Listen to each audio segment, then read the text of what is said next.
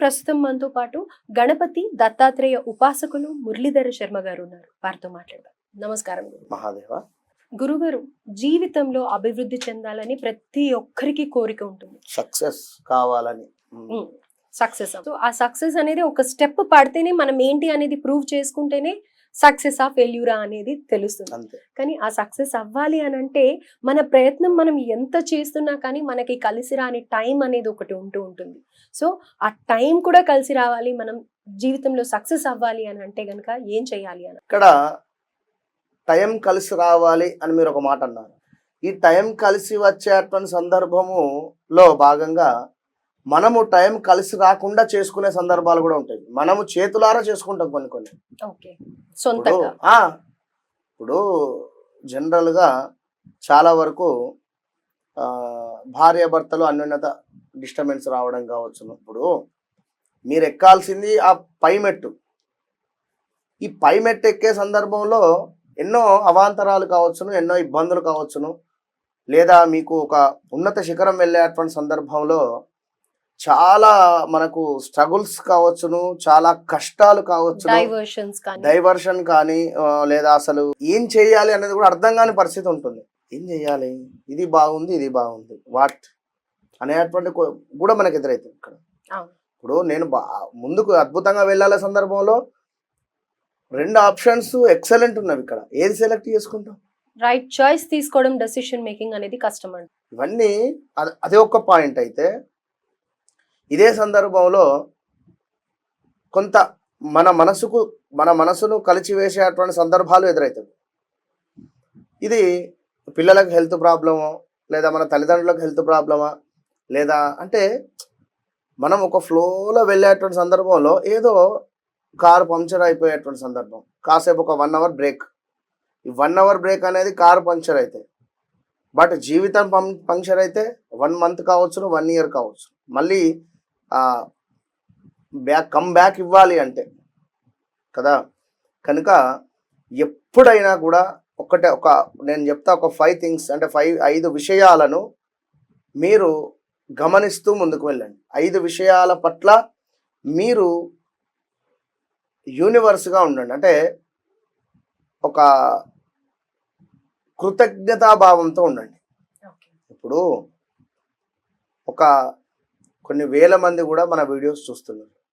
జనరల్గా మీరు నేను అని కాదు, వీరందరి కోసము మనం ఒక మంచి రెమెడీ ఇవ్వాలి, లేదా ఒక మంచి ముహూర్తం చెప్పాలి. అది గురు పుష్య యోగం కావచ్చును, లేదా భాను సప్తమ యోగం కావచ్చును, మనం ఈ ఛానల్లో మైత్రేయ ముహూర్తం అని చెప్తాము, ఇది కావచ్చును. ఇవి అంటే వారు మనకు వ్యూస్ ఇస్తున్నారు, వారి ద్వారా మనము ఉన్నత స్థాయికి వెళ్ళేటువంటి పరిస్థితిలో భాగంగా.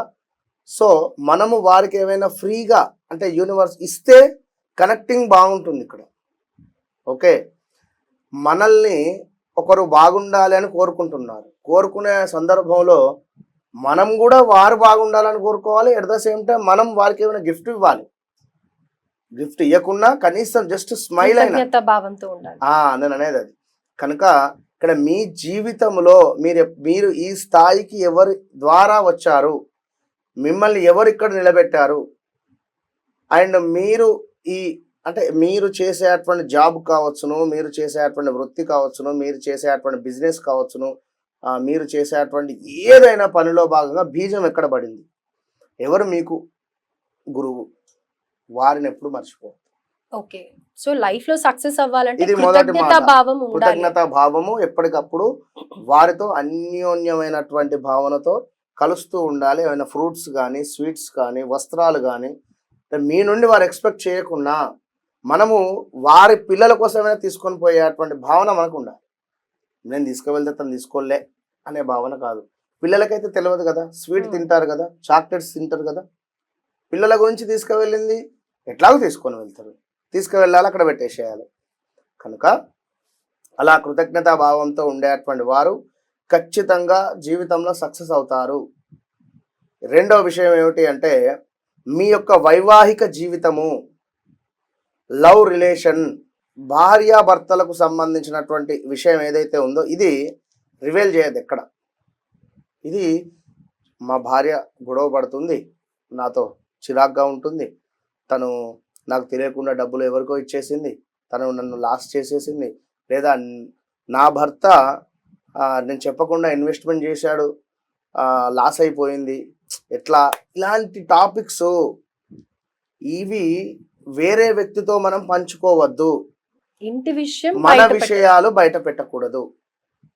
నా కొడుకుకు మార్క్స్ తక్కువ వచ్చాయి, నా కొడుకు అసలు చెప్పినట్టు వింటలేడు, లేదా నా కూతురు ఎవరినో ప్రేమిస్తూ ఉంది, నా కూతురు ఎవరితోనో మాట్లాడుతూ ఉన్నది, ఇవి ఎప్పుడైతే మనము గడప దాడుతున్నాయో ఇక్కడ ఇంట్లో ఎక్కువ నెగిటివ్ ఉండే ఛాన్సెస్ ఉంటాయి. మీ ఇంట్లో సక్సెస్ రేటింగ్ తక్కువ అయ్యే ఛాన్సెస్ ఉంటాయి. ఇది గమనించుకోండి. సో మళ్ళీ ఆ ఎదుటి మనిషి కనిపించినప్పుడు వాళ్ళు అదే ఆలోచన, అదే ఫ్రీక్వెన్సీ ఉంటుంది కాబట్టి మనల్ని అదే దీంతో చూస్తాడు, మనలో కూడా ఆ నెగటివిటీ ఎక్కువ అయిపోతుంది. మనం రేపటి కాలంలో ఎంతటి టాప్ పొజిషన్ కు పోయినా కూడా వాని మనసులో అదే కనబడుతుంది. కనుక మీరు ఖచ్చితంగా మరొక విషయం ఏమిటి అంటే, మనకు వచ్చేటువంటి ఆదాయం ఎక్కడి నుండి వస్తుంది? మీరు బిజినెస్ చేస్తున్నారా, జాబ్ చేస్తున్నారా, లేదా అసలు ఆ ఆదాయం కూడా ఎప్పుడు ఎవరికి చెప్పద్దు. పలానా దగ్గర నేను ల్యాండ్ అమ్మినా ₹1 కోటి వచ్చింది, అందులో 2% కమిషన్ వచ్చింది నాకు, నువ్వు ఎప్పుడైనా అమ్మినవారా అంటాడు కూడా. గొప్పలు ఇవి ఎందుకు చెప్పుకోవడం? వచ్చినాయి, ఆ 2 లక్షలు తీసుకొని పోయినావా, మీ భార్యకి ఇచ్చినావా, మీ ఇంట్లో పెట్టినావా, అయిపోయింది. గొప్పలు చెప్పేవాళ్ళు కొంతమంది అయితే అసలు ఎప్పుడూ లేవు అని చెప్పేవాళ్ళు కొంతమంది. ఇదొకటి. మరొక విషయము, ఇంకేదైనా కావచ్చును, ఇలాంటి సందర్భాలలో ఎప్పుడైనా మనకు వచ్చేటువంటి ఆదాయం గురించి చర్చించద్దు, ఇది గుర్తుంచుకోండి. ఇక మూడో విషయం ఏమిటి అంటే, మన డబ్బు, మన ప్రాపర్టీస్. పలానా దగ్గర మొన్ననే కొన్నా, పలానా వద్ద విల్లా కొన్నా, పలానా వద్ద నా బ్యాంక్ బ్యాలెన్స్ ఇంత ఉంది, లేదా మొన్నటి దాకా ఇంత ఉండే, నా బంగారం మొన్న ఇంత ఉంది, ఇంత కొన్న చెప్పొద్దు. దయచేసి చెప్తున్నాం, సీక్రెట్స్ ఇవి దగ్గర పెట్టుకోండి. అంటే సక్సెస్ కావాలి అనుకునేటువంటి వారు, టాప్ పొజిషన్లో ఉండాలి అని అనుకునేటువంటి వారి యొక్క లక్షణాలు ఈ విధంగా ఉంటే ఈ విధంగా ఉండండి అని చెప్తున్నా. నేను ఉన్నంతలో హ్యాపీగా ఉన్నా, నేను ఒక విల్లా కొనుక్కున్నా, నేను ఒక కారు కొనుక్కున్నా, నాకు చాలు అనుకునేవారు మీరు చెప్పుకోండి. ఇక మనము ఎవరితోనైతే సంతోషంగా ఉంటున్నాము, ఎవరిని కలిస్తే ఆనందంగా ఉంటున్నాము, మనము మన యొక్క మైండ్ బ్రెయిన్ వాష్ కావచ్చును, మనం రీఛార్జ్ కావచ్చును. ఇప్పుడు నైట్స్ పడుకుంటేనే మన బాడీ అనేటువంటిది ఒక రీఛార్జ్ అయ్యి మళ్ళీ ఉదయం మొత్తము మనము చాలా స్పీడ్గా పని చేసుకుంటాం, ఉదయం నుండి సాయంత్రం వరకు, సాయంత్రం నుండి మళ్ళీ రాత్రి ఇంటి దాకా ప్రయాణం వెళ్ళిన తర్వాత అలసిపోవడాలు, మళ్ళీ ఫ్రెష్ అప్ అయ్యి కాస్త టిఫిన్ చేసి పడుకోవడము, మళ్ళీ నైట్ అంతా ఈ పడుకునేటువంటి సందర్భంలో చక్కగా బాడీ రీఛార్జ్ అవుతుంది, ఉదయం ఎంత రిఫ్రెష్గా ఉంటామో అదేవిధంగా నేను పలానా వ్యక్తిని కలిస్తే సంతోషపడతా. ఆ వ్యక్తి గురించి మనం ఎప్పుడు చెడుగా చెప్పొద్దు, ఆ వ్యక్తి గురించి మనం ఎక్కడ చెప్పొద్దు. రైట్. ఇక మరొక విషయం ఏమిటి అంటే, మీ లక్ష్యాలు, మీ గోల్స్. అరే నేను పలానా విల్లా కట్టాలి, పలానా కారు కొనుక్కోవాలి, లేదా పలానా వాడితో పలానా సినిమా తీయాలి, ప్రొడ్యూసర్గా నేను ఉండాలి, లేదా నేను ఇది సాధించాలి, నేను అమెరికా వెళ్ళాలి, నా గోల్ ఇది. ఇలాంటివి మీరు మనసులో మీ మనస్సాక్షికి చెప్తూ ఉండండి. పదే పదే నేను వెళ్తున్నాను, నేను వెళ్ళాలి అనేటువంటి భావనతో ఉండండి. కానీ ఇలాంటి విషయాలు మీరు ఎప్పుడు ఎవరితో చర్చించినా మిమ్మల్ని కొంత చులకనా భావంతో కానీ తక్కువ చేసుకొని చూస్తారు. కనుక ఎవరితో వద్దు, మీరు అద్దం ముందు కూర్చొని మీరే మాట్లాడుకోవచ్చు.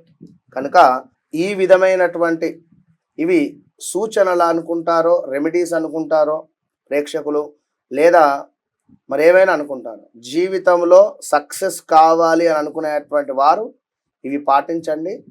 తర్వాత మీరు నాకు కింద కామెంట్ పెడతారా, కాల్ చేస్తారా, మీ ఇష్టం, open challenge. Right. So remedies పరంగా కాకుండా మనిషిగా మార్పు అనేది రావాలి కాబట్టి ఫస్ట్ ఈ మార్పులు చేసుకున్నట్టయితే డెఫినెట్ గా సక్సెస్ అనేది వస్తుంది అనేది ఈరోజు చాలా అద్భుతంగా తెలియజేశారు గురుగారు. Thank you so much.